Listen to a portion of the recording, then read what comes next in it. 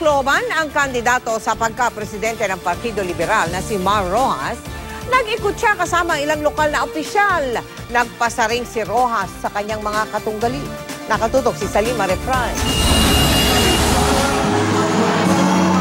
Nagbalik ngayong araw sa Tacloban City si Liberal Party Standard Bearer Mar Rojas.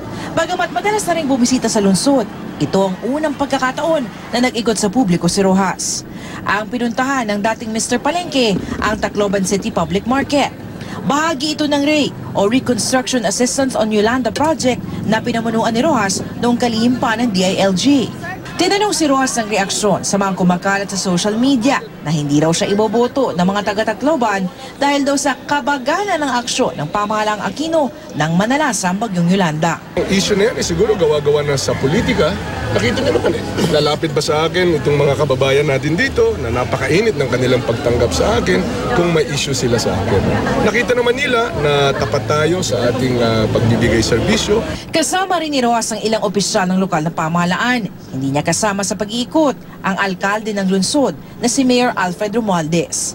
Matatandaang naging mapait ang relasyon ni Rojas at Romualdez matapos ang pananalasa ng bagyong Yolanda.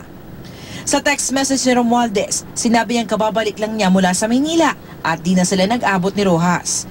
Dagdag pa nito, palagi naman daw niyang tinatanggap ang kahit na sinong opisyal ng pamahalaan sa lungsod. Pagkakataon din daw ito para kay Rojas bilang kandidato na ipaliwanag ang kanyang plataporma sa publiko. Sa pagharap naman sa Disaster Preparedness Forum ng mga barangay officials sa bayan ng Barawen sa Leyte pa rin, nagpasaring si Rojas sa mga katunggali. Oo, hindi ako nakisahil.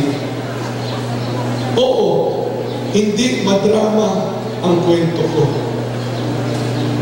Oo, wala akong mga istorya tungkol sa hirap na masasabi sa inyo.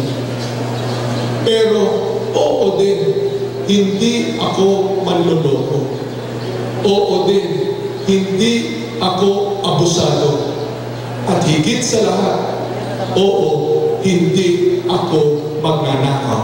Sa bayan naman ng Dulag, sinagot ni Rojas ang patutsada ng dating kaibigan at ngayon katunggali na si Davao City Mayor Rodrigo Duterte. He's a friend that's really incompetent and maybe useless as a president. He's the most incompetent Filipino ever to aspire for the presidency. Alam niyo, pababa siya sa survey kaya ako na naman ang nahahanap niya. Ako lang parati nakikita niya para ipataas ka sarili niya. Sabihin na lang niya kung anong gagawin niya sa ating bansa, ano bang plano niya.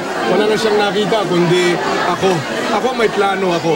Trabaho, katiyakan at pag-asa ang ating inihahain para sa ating mga kababayan. Tumanggi naman si Rojas na magkomento sa pahayag ni Manila Mayor Joseph Estrada na sina Vice President Jejomar Binay at Senadora Grace Poe na lamang ang pinagpipilian niyang suportahan sa pagkapangulo. At sa wala naman daw na itulong si Rojas kay Estrada sa Maynila. Hindi naman kami magkapartido, iba naman ang sinusuportahan namin sa Manila, kaya nauunawaan naman ko naman siya. Salima Refran, Nakatutok, 24 Oras.